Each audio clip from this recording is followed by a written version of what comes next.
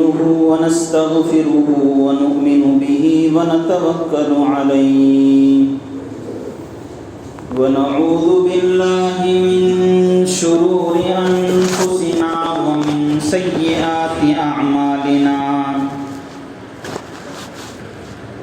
من يهده الله فلا مضل له ومن يضلله فلا هادي له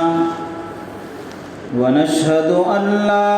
إله إلا الله وحده لا شريك له ونشهد أن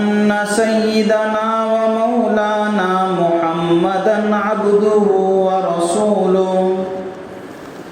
أما بعد فقد قال الله تبارك وتعالى في القرآن الكريم فأعوذ بالله من الشيطان الرجيم بسم الله الرحمن الرحيم يا أيها الذين آمنوا قوا أنفسكم وأهليكم نارا وقودها الناس والحجارة عليها ملائكة غلاظ شداد لا يعصون الله ما أمرهم ويفعلون ما يؤمرون وقد قال تبارك وتعالى ينبأ الإنسان يومئذ بما قدم وأخر وقال النبي صلى الله عليه وسلم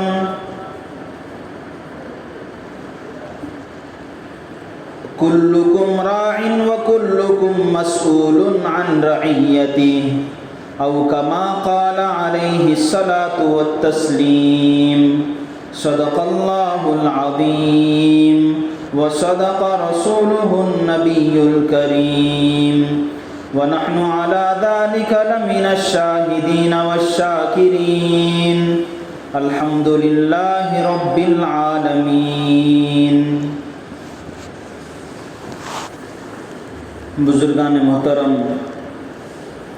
عزیز نوجوان دوستوں، بھائیوں، پچھلے جمعے آپ حضرات کے سامنے والدین پر اولاد کے کیا حقوق وابستہ ہوتے ہیں، باپ کے باپ بننے کے بعد، ماں کے ماں بننے کے بعد اللہ تبارک و تعالیٰ کی طرف سے، رسول اللہ صلی اللہ علیہ وسلم کی طرف سے اور شریعت مطہرہ کی جانب سے کیا ہدایات ملتی ہیں، کیا گائیڈ لائنز وہاں سے ہمیں دی جاتی ہیں کہ باپ کو کیا کرنا چاہیے، کیا حقوق ہوتے ہیں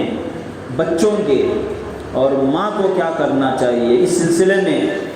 ولادت کے فوری بعد جو حقوق وابستہ ہوتے ہیں اور اس کے بعد باپ پر یا ماں پر جو چیزیں کرنے کی ہیں، اسے آپ حضرات کے سامنے بیان کیا گیا تھا۔ جیسے داہنے کان کے اندر اذان دینا، بائیں کان کے اندر اقامت کہنا، اسی طریقے سے 7واں دن اگر آ جاتا ہے تو مستحب کے طور پر عقیقہ اپنے لڑکے یا لڑکی کی طرف سے دینا، یہ ان چیزوں کی طرف توجہ دلائی گئی تھی۔ بچہ پیدا ہونے کے بعد جو حقوق اور جو ذمہ داریاں والدین پر ہوتی ہیں، ان میں ایک ذمہ داری یہ ہے، عقیقے کے اندر یہ بات بھی شامل ہے کہ بچے کے بال کو بھی منڈایا جائے اور 7ویں دن منڈایا جائے، یہ مستحب ہے۔ اور رسول اللہ صلی اللہ علیہ وسلم سے یہ بات ثابت ہے کہ آپ صلی اللہ علیہ وسلم نے حضرت فاطمہ رضی اللہ عنہا کو یہ حکم فرمایا جب ان کے گھر میں حضرت حسن رضی اللہ عنہ کی ولادت ہوئی تھی کہ بچے کے بال کو مونڈا کرو اور ان بالوں کا وزن کیا کرو اور اس کے بدلے میں جو جتنا وزن ہوگا اس وزن کے برابر چاندی وغیرہ صدقہ دیا کرو۔ 2 گرام 1 گرام 2 گرام بزبال ہوتے ہیں، تو فقراء کو صدقہ دینے کی بات اللہ کے نبی صلی اللہ علیہ وسلم نے ارشاد فرمائی۔ یہ بھی عقیدے کے اندر داخل ہے۔ اسی کے ساتھ ایک حکم، ایک ذمہ داری والدین پر یہ عائد ہوتی ہے ختنہ کی۔ ختنہ کہتے ہیں کہ یہ رسول اللہ صلی اللہ علیہ وسلم سے پہلے حضرت ابراہیم علیہ السلام کے دور میں، بلکہ اس سے پہلے بھی یہ چیز مشروع ہو چکی تھی، اور خاص طور پر حضرت ابراہیم علیہ السلام کی سنت بتائی جاتی اور اسلام کے بلکہ مسلمانوں کا ایک شعار قرار دیا گیا ہے۔ پہلے تو جب اسلام کے اندر یہ چیزیں بیان کی جاتی تھی تو غیروں کی طرف سے اسلام کے تعلق سے یا اس کے احکامات کے تعلق سے اعتراض کیے کرتے تھے کہ ختنہ اتنا خطرناک چیز ہے، اس طرح ہے اس طرح ہے، لیکن اس وقت سائنس اس قابل و اس درجے تک پہنچ چکی ہے کہ غیر بھی اس وقت اس کے فوائد کے پیش نظر خطرہ کراتا ہے کہ اس کے ایک تو سنت ابراہیمی بھی ہے، اور دوسرا یہ کہ اللہ تبارک و تعالیٰ نے کئی ساری بیماریوں کی شفا اس کے اندر رکھ دی ہے، خاص طور پر پیشاب کی جو بیماریاں ہیں بہت ساری اللہ تبارک و تعالیٰ اس سے ختم کر دیتے ہیں۔ یہ وہ چیزیں ہیں جو بچہ پیدا ہونے کے بعد ماں باپ پر عائد ہوتی ہیں، اور خاص طور پر والد پر، باپ پر یہ چیزیں عائد ہوتی ہیں۔ اس کے بعد ایک مرحلہ ایسا آتا ہے والدین پر بچوں کی تعلیم اور تربیت کا۔ یہ بڑا ہی نازک مرحلہ ہوتا ہے، بڑا ہی اہم معاملہ ہوتا ہے۔ عام طور پر والدین اپنی ذمہ داری کا احساس نہیں سمجھتے، ان کو احساس نہیں ہوتا، اور بچوں کو صحیح رخ پر نہیں ڈالتے، جس کی وجہ سے آگے چل کر بچے اسلام کے اعتبار سے بھی ان سے کٹ جاتے ہیں، اور اسی طریقے سے دینی دنیاوی اعتبار سے بھی بہت دور چلے جاتے ہیں۔ اس کی وجہ یہ ہے کہ تعلیم اور تربیت کے اندر جو توازن برقرار رکھنا چاہیے، جس طرح لے کر چلنا چاہیے، والدین اس کے اندر کوتاہی کر دیتے ہیں۔ اولاد کی تربیت کیا ہونی چاہیے، انشاءاللہ آئندہ جمعہ آپ حضرات کے سامنے اس سلسلے میں گفتگو کی جائے گی۔ انشاءاللہ اب آپ حضرات کے سامنے اولاد کی تعلیم پر اسلام نے کیا اہمیت دی ہے، کیا فوکس دیا ہے، انشاءاللہ ان چیزوں کا آپ حضرات کے سامنے بیان کیا جائے گا۔ قرآن کریم کے اندر اللہ تبارک و تعالیٰ نے کئی ساری جگہوں پر علم کا تذکرہ فرمایا ہے، اور ایک جگہ باقاعدہ اللہ کے نبی صلی اللہ علیہ وسلم کو یہ حکم دیا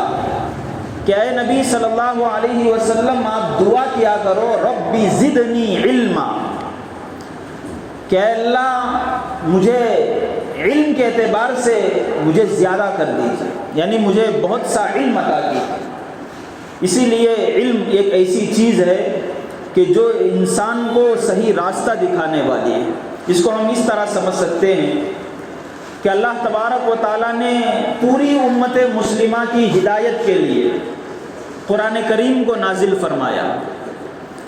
قرآن کریم صرف مسلمانوں کے لیے ہدایت کی کتاب نہیں ہے، پوری انسانیت کے لیے۔ وَأَنزَلْنَا إِلَيْكَ الذِّكْرَ لِتُبَيِّنَ لِلنَّاسِ مَا نُزِّلَ إِلَيْهِمْ لَعَلَّهُمْ يَتَفَكَّرُونَ۔ اللہ تبارک و تعالیٰ نے فرمایا وَأَنزَلْنَا إِلَيْكَ الذِّكْرَ، اے نبی صلی اللہ علیہ وسلم ہم آپ پر نصیحت والی ایک کتاب اتار رہے ہیں۔ کیوں اتار رہے ہیں؟ لِتُبَيِّنَ لِلنَّاسِ مَا نُزِّلَ إِلَيْهِمْ، تاکہ اس قرآن کے اندر، اس کتاب کے اندر جو چیزیں ہیں آپ تمام لوگوں کو کھول کر بیان کیا کرو۔ لِتُبَيِّنَ لِلنَّاسِ، ناس کہتے ہیں پوری انسانیت کو، پوری ہیومینٹی کو، صرف مسلمانوں کے لیے نہیں ہے۔ ہم لوگوں میں سے بہت سارے یہ سمجھتے ہیں کہ قرآن ایک مبارک کتاب ہے، مسلمانوں کی ہے، اے ہولی بک فار مسلمس، یہ سمجھتے ہیں۔ یہ صرف مسلمانوں کے لیے نہیں ہے، قرآن کریم جو آئی ہے پوری کائنات کے لیے، پوری انسانیت کے لیے، پوری ہیومینٹی کے لیے آئی۔ اللہ تبارک و تعالیٰ نے کہا لِتُبَيِّنَ لِلنَّاسِ، تمام انسانیت کے لیے اللہ تبارک و تعالیٰ نے اس قرآن کریم کو نازل فرمایا، پوری انسانیت، یعنی نبی علیہ الصلوۃ والسلام کے آنے کے بعد قیامت تک، قیامت کے قائم ہونے سے پہلے آخری فرد جو دنیا کے اندر پیدا ہوگا اس کی ہدایت، اس کی کامیابی، اس کی کامرانی، یہ بھی قرآن کریم پر منحصر۔ اور اللہ کے نبی صلی اللہ علیہ وسلم کو نبی اور رسول بنا کر اللہ نے بھیجا، اور آپ کو جو منصب عطا فرمایا وہ منصب بھی یہ ہے کہ آپ رحمت للعالمین ہیں، وما ارسلناک الا رحمت للعالمین۔ اے نبی، ہم نے آپ کو پورے جہاں کے لیے، پوری کائنات کے لیے، وہ عالم خواہ انسانیوں کا عالم ہو یا غیروں کا عالم ہو، انسان سے ہٹ کر جنات کا عالم ہو، یا پھر یہ کہ اس سرزمین سے ہٹ کر، اس کائنات سے ہٹ کر اور بھی اگر کوئی کائنات ہوتی ہے تو اس کے لیے بھی اللہ کے نبی صلی اللہ علیہ وسلم رحمت بنا کر بھیجے گئے ہیں۔ اور بعض مفسرین نے رحمت کی تفسیر کی ہے کہ آپ نبی بنا کر بھیجے گئے، یعنی پورے عالم کے لیے، تمام عالموں کے لیے اللہ کے نبی صلی اللہ علیہ وسلم کو رحمت بنا کر بھیجا گیا،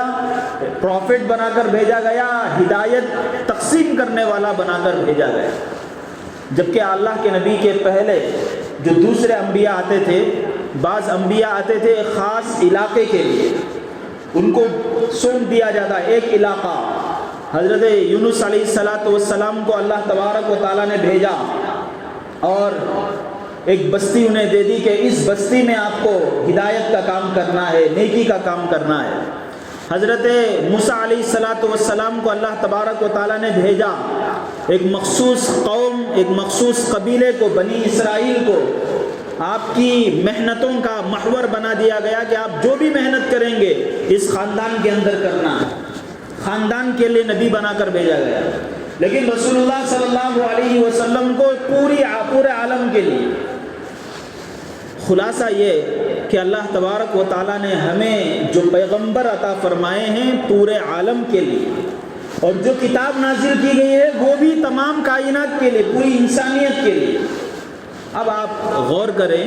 ایسی کتاب جو پوری کائنات کے لیے نازل ہو رہی ہے، اللہ تبارک و تعالیٰ نے پہلا حکم کیا نازل فرمایا؟ اور یہ اس زمانے میں نازل فرمایا جس زمانے میں مکہ مکرمہ کے اندر سخت بت پرستی تھی۔ خود کعبے کے اندر 360 بت رکھے ہوئے تھے، اور لوگ کعبے کا ننگا طواف کیا کرتے تھے، اور جس کو جو پتھر اچھا نظر آ گیا، خوبصورت نظر آ گیا، جتنا بڑا نظر آ گیا، وہ اپنے فخر کے طور پر اسے تراشتے تھے، ایک مورتی بنا لیتے تھے اور اس کی پوجا کرتے تھے۔ اور زناکاری عام تھی، اور اسی طریقے سے جنگ و جدال کا تو پوچھنا ہی نہیں۔ باپ مرتے ہوئے اپنی اولاد کو یہ نصیحت کر کے جاتا کہ میری فلاں خاندان کے ساتھ دشمنی ہے، جب تک تمہاری آخری سانس رہے تمہیں اس خاندان نے ہمیں جو نقصان پہنچایا ہے اس کا بدلہ چکا کر تمہیں مرنا۔ اس طرح باپ مرنے سے پہلے نصیحت کر کے جاتا۔ خون ریزی خطرناک، زناکاری خطرناک، اور بت پرستی اور اللہ کو چھوڑ کر ہر چیز کو پوجا کرنے کا جذبہ ان کے اندر۔ اللہ تبارک و تعالیٰ چاہتے تو ایسے رسول پر ایسی کتاب جو نازل کر رہے ہیں، اللہ چاہتے تو یہ کہتے پہلا حکم کہ کعبے کو ان بتوں سے پاک کرو، یا پھر یہ کہ شرک کو ختم کرو، یا پھر یہ کہ اللہ تبارک و تعالیٰ یہ کہتے کہ خون ریزی ختم کرو۔ لیکن اللہ تبارک و تعالیٰ نے سب سے پہلا حکم، سب سے پہلی وحی حضرت جبرائیل علیہ السلام کے ذریعے سے ہم سب کو عنایت فرمائی، وہ یہ ہے اقرأ بسم ربک الذی خلق، خلق الانسان من علق، اقرأ وربک الاکرم الذی علم بالقلم علم الانسان ما لم یعلم۔ یہ 5 آیتیں، پہلی وحی جو نازل ہوئی یہ 5 آیتیں۔ پہلا لفظ اقرأ، پڑھو۔ یہ نہیں کہا کہ شرک مت کرو، یہ نہیں کہا کہ خون ریزی مت کرو، یہ نہیں کہا کہ زنا مت کرو، یہ نہیں کہا کہ چوری ڈکیتی مت کرو. پہلا حکم جو نازل فرمایا گیا، اقرا، پڑھنے میں لگو. اقرا بسم ربک الذی خلق، اس پروردگار کے نام سے پڑھو جس نے پیدا کیا. خلق الانسان من علق، کہ جس پروردگار نے، جس خالق اور مالک نے انسان کو ایک بندھے ہوئے خون سے پیدا کیا، خون کے لوتھڑے سے، ٹکڑے سے پیدا کیا. اقرا، اسی پہلے ہی حکم میں پہلا جو حکم آیا 5 آیتوں کا، ایک مرتبہ پہلی آیت میں آ گیا حکم اقرا، پڑھو. پھر تیسری آیت میں پھر کہا گیا اقرا وربک الاکرم، پڑھو، پڑھتے رہو. وربک الاکرم، تمہارا پروردگار اعزاز بخشنے والا ہے. الذی علم بالقلم، جو تمہیں قلم کے ذریعے سے علم دے گا. علم الانسان ما لم یعلم، اور انسان کو وہ تمام چیزیں سکھائے گا جن چیزوں کا علم انسان کو نہیں ہے. یہ 5 آیتیں ہیں. 5 آیتوں کے اندر اللہ تبارک و تعالیٰ نے 2 مرتبہ اقرا کی بات کہی، پڑھو. تو گویا کہ ہماری امت مسلمہ رسول اللہ صلی اللہ علیہ وسلم نے سب سے پہلی چیز جو لائی وہ تعلیم کی چیز. پڑھاؤ، اپنی اولاد کو پڑھاؤ. اقرا کے اندر خود کے بھی پڑھنے کی بات ہے، اور اسی طریقے سے پوری انسانیت کے لیے، جو بھی پوری انسانیت کے لیے حکم ہے، ہر انسان کو یہ حکم ہے. اور حدیث کے اندر ہے کلکم راع وکلکم مسئول عن رعیتہ، تم میں سے ہر ایک ذمہ دار، ہر چیز کا ذمہ دار، اور اس ذمہ داری کے بارے میں بھی سوال ہوگا. تو اب ذمہ داری ہے باپ کی اپنے اولاد کے بارے میں، ماں کی ذمہ داری ہے اپنے اولاد کے بارے میں، بھائی اگر ذمہ دار بن رہا ہے اپنی بہن کا، یا پھر یہ کہ شوہر ذمہ دار بن رہا ہے اپنی بیوی کا، سب کے لیے حکم دیا گیا اقرا، پڑھو. اس سے معلوم ہوا کہ اللہ تبارک و تعالیٰ نے سب سے پہلا جو حکم پڑھنے کا جو ارشاد فرمایا، اس سے امت مسلمہ کے کسی فرد کو بھی اللہ تبارک و تعالیٰ علم سے محروم نہیں رکھنا چاہتے. لیکن آج افسوس کی بات یہ ہے کہ مسلمانوں کے اندر تعلیم کا، خواہ وہ دینی تعلیم ہو یا پھر دنیاوی تعلیم ہو، دونوں کی بات کر رہا ہوں، قرآن کریم کے اندر اللہ تبارک و تعالیٰ نے فرق نہیں بیان کیا، بلکہ آگے چل کر ابھی میں نے جو ترجمہ سنایا 5ویں آیت کا، اس میں اندر اللہ نے کہا علم الانسان ما لم یعلم، کہ اللہ تبارک و تعالیٰ ان تمام چیزوں کا علم دینے والا ہے جس سے انسان ناواقف. اس کے اندر دین کی جانکاری، دین کی واقفیت بھی آ گئی، اور اسی طریقے سے اس کے اندر دین کے علاوہ دنیا کی جو چیزیں ہیں اس کی واقفیت بھی آ گئی، کہ ان چیزوں کو بھی اللہ ہی سکھاتا ہے، دین بھی اللہ تبارک و تعالیٰ ہی سکھاتا ہے. قرآن کی تعلیم دینے والی ذات اللہ کی، احادیث سکھانے والی ذات اللہ کی، اور انسان کو انسان بننے کی جو تعلیمات دینے وہ بھی اللہ کی، اور اسی طریقے سے یہ دنیا کے جو علوم ہیں وہ چیزیں بھی اللہ تبارک و تعالیٰ ہی سکھانے والے ہیں، اور ان چیزوں کو بھی پڑھنے کا گویا کہ حکم دیا گیا. اسی وجہ سے امام غزالی رحمۃ اللہ علیہ ایک بہت بڑے امام گزرے ہیں، ان کی کتاب ہے احیاء علوم الدین، بڑی شاندار کتاب ہے، عربی زبان میں ہے. اس کے اندر دین کے مختلف چیزوں کے احکام بیان کیے گئے. جہاں علم کا باب ہے وہاں حضرت نے ایک تفصیل سے بحث کی ہے اور بتایا ہے کہ اللہ تبارک و تعالیٰ نے جو کہا علم الانسان ما لم یعلم، کہ اللہ تبارک و تعالیٰ کی ذات وہ ہے جو انسان کو ان تمام چیزوں کا علم دینے والی ہے جس کا انسان کو علم نہیں ہے. اس کے اندر قرآن کا علم بھی داخل، احادیث کا علم بھی داخل، شریعت کا علم بھی داخل، اور اسی طریقے سے انسان کی روزی روٹی کے لیے جن علوم کی ضرورت پڑتی ہے، جس ایجوکیشن کی ضرورت پڑتی ہے، اس چیز کا بھی علم حاصل کرنا آدمی پر ضروری ہے، فرض. تو معلوم یہ ہوا کہ امت مسلمہ، ہماری جو امت مسلمہ ہے، رسول اللہ صلی اللہ علیہ وسلم نے جو پہلی وحی بطور تحفے کے ہمیں عطا فرمائی ہے وہ ہے اقرا، پڑھنے کی بات. اور کیا پڑھنا ہے؟ ہر چیز پڑھنا ہے جو انسان کو نفع دینے والا. اللہ کے نبی صلی اللہ علیہ وسلم نے تعلیم دی کہ دعا اس طرح کیا کرو، اللہم انی اسألک علما نافعا، کہ نفع دینے والا علم ہے اللہ میں آپ سے مانگتا ہوں، میں آپ سے سوال کرتا ہوں. تو لہٰذا مجھے بتانا یہ ہے کہ میری بات اس طرح شروع ہوئی تھی کہ ولادت کے بعد بچہ پیدا ہوا، گھر کے اندر بچی پیدا ہوئی، تو اس کی ذمہ داریاں جو مرحلہ وار درجہ بدرجہ 7 دن پر، پھر اس کے بعد 1 سال پر، 2 سال پر، 3 سال پر جو ذمہ داریاں عائد ہوتی ہیں، ایک ذمہ داری تعلیم کی عائد ہوتی ہے والدین پر کہ بچوں کو تعلیم دیا کرو. اب کون سی تعلیم دیا کرو اس کی بھی تفصیل آ گئی کہ انسان کو جن چیزوں کی بھی ضرورت ہوتی ہے ان چیزوں کا علم دینا ضروری ہے، فرض. یہاں تک کہ امام غزالی رحمۃ اللہ علیہ نے اس کتاب کے اندر لکھا ہے کہ اگر یہ جو اسی پر بحث کرتے ہوئے کہ یہ فرض ہے اور یہ فرض کفایہ ہے. فرض کفایہ کا مطلب یہ ہے کہ اس علاقے کے اندر جن علوم کی ضرورت ہے، جس کاریگری کی، جس فنکاری کی ضرورت ہے، اس علم کا انسان پر حاصل کرنا فرض ہے. اگر اس کے اندر انسان اگر کوتاہی کرتا ہے تو پورا علاقہ گنہگار ہوتا ہے. جیسے مثال کے طور پر ایک علاقہ ہے، اس علاقے کے اندر کوئی ڈاکٹر نہیں،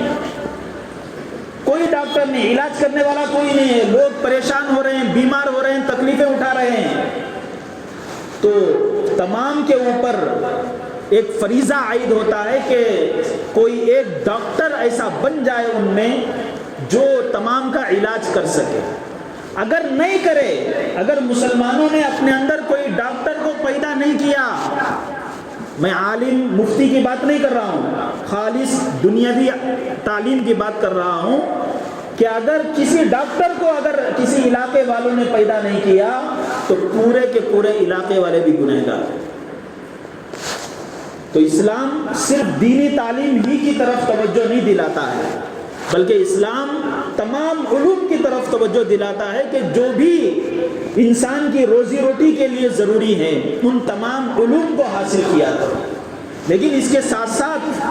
اسلام کی تعلیم یہ ہے کہ انسان کے لیے ضروری ہے، اللہ کے نبی صلی اللہ علیہ وسلم نے ارشاد فرمایا طلب العلم فریضۃ علی کل مسلم، کہ علم کا حاصل کرنا ہر مسلمان پر فرض. اور یہ علم کو سا حلال و حرام کے علم. آدمی ڈاکٹر بننا چاہے تو ڈاکٹر بنے،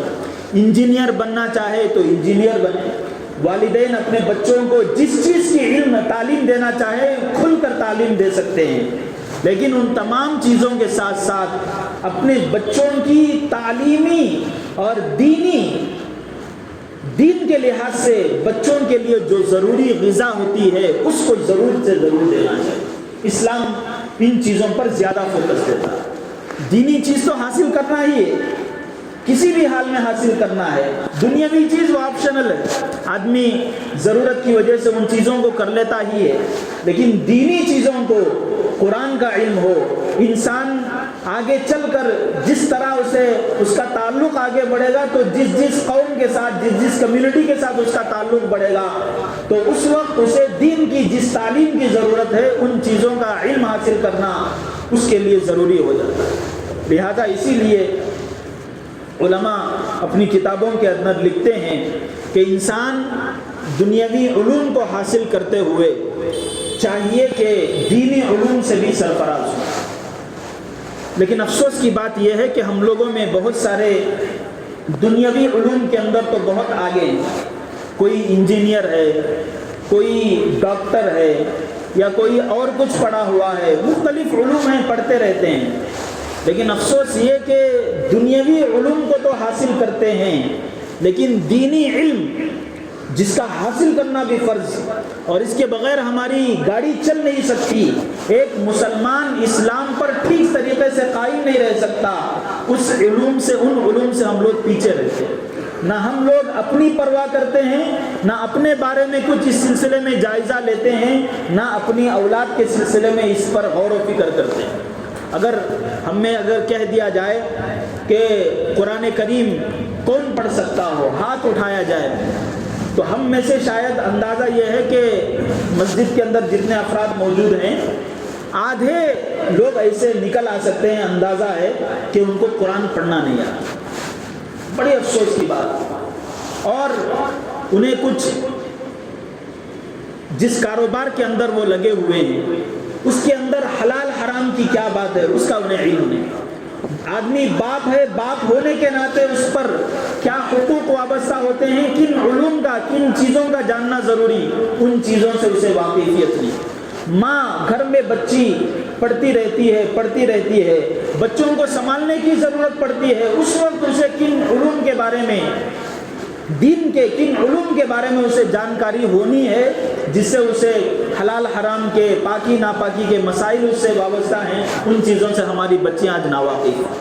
یہ بڑی ہی افسوس کی بات ہے۔ اللہ کے نبی قرآن کریم کے اندر اللہ تبارک و تعالیٰ نے ایک آیت کریمہ نازل فرمائی۔ اللہ نے فرمایا یُنَبَّأُ الْإِنسَانُ يَوْمَئِذٍ بِمَا قَدَّمَ وَأَخَّرَ۔ کل قیامت کے دن اللہ تبارک و تعالیٰ ہر انسان کو کھڑا کر کے پوچھے گا ما قدم وأخر، تم نے کس چیز کو ترجیح دی، تمہاری پرائرٹیز کیا تھیں، تم دین کو سامنے رکھتے تھے یا دنیا کو سامنے رکھتے تھے، اور اس پر اللہ تبارک و تعالیٰ پکڑ کرے۔ آدمی دنیاوی علوم سے تو بہت کچھ جانکاری رکھتا ہے لیکن دین کے تعلق سے اسے کچھ علم حاصل نہیں ہے، عقیدے کا علم نہیں معلوم، عبادات کے تعلق سے علم نہیں رکھتا، معاشرت کے تعلق سے علم نہیں، معاملات کے بارے میں علم نہیں، تو ان چیزوں کے بارے میں بھی اللہ تبارک و تعالیٰ سخت سے سخت پکڑ کرے۔ تو یہ اللہ تبارک و تعالیٰ نے ارشاد فرمایا، اور اس کے اندر ہماری جو گفتگو چلی آ رہی تھی خاص طور پر اولاد کو ان علوم سے آشنا کرنا اور ان علوم کو مہیا کرنا گویا کہ ہر مسلمان کے لیے ضروری ہے، اور خاص طور پر ہمارے ان ملک کے حالت میں، ہمارے ملک کے جو حالات چل رہے ہیں ان اعتبار سے تو ہمارے مسلمانوں کو اپنے بچوں کو دینی تعلیم مہیا کرنا اور فراہم کرنا بہت ہی زیادہ ضروری ہو چکا ہے۔ وجہ اس کی یہ ہے کہ بچوں کو جو چیزیں پڑھائی جاتی ہیں، اور خاص طور پر جب سے NEP کی بات آئی، نیشنل ایجوکیشن پالیسی جو قریب میں نافذ کی گئی اور بہت سارے گورنمنٹ سکولز میں تو وہ چل رہی ہے، خالص اس کے اندر آپ دیکھیں گے کہ بچوں کے اندر شرک کی چیزوں کو، کفر کی چیزوں کو بھر دیا جا رہا ہے۔ اور ایسی صورتحال میں اگر بچوں کو ہم دین کی تعلیم نہ دیں، اسے اللہ سے واقف نہ کرائیں، رسول اللہ صلی اللہ علیہ وسلم سے واقف نہ کرائیں، اسلام کی تعلیمات کیا ہیں، اس کے کلمات کیا ہیں، ان چیزوں سے واقف نہ کرائیں، انسان کو اسلامی سوچ کیا ہونی چاہیے اس کی، ان چیزوں کی طرف اگر واقف نہ کرائیں تو پھر ہماری اولاد نام کی تو مسلمان رہ سکتی ہے لیکن اس کے اندر دین کی پوری چیزیں ختم ہو جائیں گی، یعنی وہ آگے چل کر ان کے اندر ایمان بھی برقرار رہنا مشکل ہے۔ ایسی صورتحال ہے ہمارے اس ملک کی۔ تو اس لیے اولاد کو خاص طور پر دینی علوم سے آراستہ پیراستہ کرنا، انہیں دینی علوم سے انہیں نوازنا، یہ بہت ہی ضروری ہے۔ اس سلسلے میں جب بھی کوئی بات آتی ہے تو آپ حضرات کے سامنے ایک اعلان کیا جاتا ہے مسجد کے تعلق سے کہ ہماری مسجد کے اندر بھی مکتب چلتا ہے۔ مکتب کے اندر ضروری حد تک بچوں کو قرآن سکھایا جاتا ہے، ضروری حد تک انہیں کلمے پڑھائے جاتے ہیں، ضروری حد تک انہیں بہت ساری معلومات کرائی جاتی ہیں جس سے اس کی نماز ٹھیک ہو جائے، جس سے اسے پاک صاف رہنے کی بات کے تعلق سے مسائل معلوم ہو جائیں، جس سے آدمی کو نماز صحیح طریقے سے پڑھنے، قرآن کو صحیح طریقے سے پڑھنے کے بارے میں علم حاصل ہو جائے۔ لیکن افسوس کی بات یہ ہے کہ ان چیزوں کو سننے کے باوجود ہمارے خود علاقے والے، ہمارے محلے والے جن کا تعلق اس مسجد سے ہے، اپنے بچوں کو خاص طور پر مکتب کی تعلیم سے بہت ہی دور رکھتے ہیں۔ یہ بھی مت سمجھیے کہ صرف مکتب ہی کی تعلیم کافی ہے، لیکن بنیادی طور پر بیسیکلی بچوں کو مکتب کی تعلیم دینا یہ بہت ہی ضروری ہے۔ اس کے بعد تو اور بھی علم کی کوئی انتہا نہیں ہے. جس طرح زندگی کے اندر بہت سارے شعبے ہیں، اس طرح مختلف علوم بچوں کو دینا چاہیے دینی اعتبار سے بھی. لیکن بیسک جو تعلیم ہوتی ہے قرآن کی تعلیم، اور اسی طریقے سے دینیات کی تعلیم اور پاکی صفائی کی تعلیم، ایک مسلمان کو مسلمان رہنے کے لیے جن عقائد کی تعلیم، ان علوم سے، ان چیزوں سے ہم اپنے بچوں کو بہت ہی کوڑا رکھتے ہیں، انہیں جاہل گویا کے رکھتے ہیں. ہمارا جو مکتب چل رہا ہے اس مسجد کے اندر، ہم نے الحمدللہ آپ حضرات جانتے ہیں کہ پہلے تو ہمارے امام صاحب اکیلے تھے. مسجد والوں نے ضرورت کا احساس کرتے ہوئے ایک اور امام صاحب کا تقرر فرمایا، اور ان کو تقرر فرمانے میں سب سے بڑی وجہ یہی تھی کہ بچوں کی تعلیم ایک آدمی سے مینٹین نہیں ہو رہی ہے. ایک آدمی تمام بچوں کو لے کر پڑھائے، بہت مشکلات پیش آ رہے تھے. تو اس کے لیے اور ایک کا تقرر کیا گیا تاکہ بچوں کی تعلیم بہتر سے بہتر ہو، اور ہمارے بچے قرآن پڑھنے والے بن جائیں، احادیث پڑھنے والے بن جائیں، ان کی نماز ٹھیک ہو جائے، پاکی صفائی کے مسائل بن جائیں، ان کو معلوم ہو جائیں. ایک مسلمان کو مسلمان باقی رہنے کے لیے جن چیزوں کی ضرورت ہے ان چیزوں کا انہیں علم حاصل ہو جائے، باقاعدہ تقرر کیا گیا. لیکن افسوس کی بات یہ ہے کہ ہمارے جو بچے تھے پہلے جو اس مکتب کے اندر آتے تھے اور بھی زیادہ کم ہونا شروع ہو چکے. اور ایسا بھی نہیں، باقاعدہ سروے کیا گیا، ایسا بھی نہیں کہ دوسری جگہ جاتے ہوں. اگر ایسا ہے تو وہ بھی بہت اچھی بات ہے. لیکن افسوس یہ ہے کہ ماں باپ اپنے بچوں کو مکتب کی طرف بھی بھیجنے کے لیے تیار نہیں. یہ بہت ہی افسوسناک بات ہے اور خطرناک بات ہے. افسوس بھی، خطرناک بھی. فیوچر کے اعتبار سے مسلمان بچوں کو باہر سے دیگر جو زہریلی چیزیں پڑھائی جا رہی ہیں ان چیزوں کا مداوع اگر دینی علوم سے نہ کیا جائے تو ہم تو مسلمان رہ کر اس دنیا سے تو رخصت ہو جائیں گے، لیکن ہمارے بچے مسلمان ہی رہیں اور اسی حالت میں وہ زندگی گزاریں، اس کا ہم یقین کرتے ہوئے دنیا سے نہیں جا سکتے. ایسی صورتحال ہے. اس لیے آپ حضرات سے گزارش ہے کہ اپنے بچوں کو جو اس مکتب سے پہلے سے جڑے ہوئے تھے ان کو پابندی کے ساتھ بھیجنے کی کوشش کریں، اور جو بچے ابھی ہمارے اس مکتب سے نہیں جڑے ہیں ان کو آپ بھیجنے کی کوشش کریں تاکہ ہم لوگ ایک بہترین طریقے سے اس کا ایک سسٹم بنا کر بچوں کو تعلیم دیں، اور اس طرح مسجد سے وہ خدمت بھی ہو جو مسجد کے بنیادی ستون کی طرح ہوتی ہے، اور ہم سب کو دینی علوم سے خاص طور پر فائدہ اٹھانے کا ایک جذبہ ہمارے اندر آ جائے اور آگے بڑھ کر ہم وہ بچے اسلام پر قائم رہیں. تو اس لیے آپ حضرات سے گزارش ہے کہ ان چیزوں کی طرف توجہ دیں اور خاص طور پر اپنے بچوں کی تعلیم کی طرف پوری توجہ دیں. دینی تعلیم کی طرف، دنیاوی تعلیم جیسے کہ میں نے کہا شریعت نے اس سے بھی نہیں روکا ہے، وہ چیزیں بھی ضرور حاصل کرنا چاہیے، لیکن چونکہ اس طرف توجہ پہلے سے ہے لیکن دینی علوم کی طرف توجہ نہیں ہے، اس لیے بار بار آپ حضرات سے گزارش کی جا رہی ہے. اللہ تبارک و تعالیٰ سے دعا ہے کہ اللہ تبارک و تعالیٰ ہمیں ان باتوں کو سمجھنے اور ان باتوں کو سنجیدگی سے اور سیریسلی لینے کی ہمیں توفیق عطا فرمائیں، اور اس پر عمل کرتے ہوئے اپنے بچوں کو اور خود بھی دینی علوم سے آراستہ و پیراستہ ہونے کی اللہ ہمیں توفیق عطا فرمائیں. وآخر دعوانا الحمدللہ رب العالمین.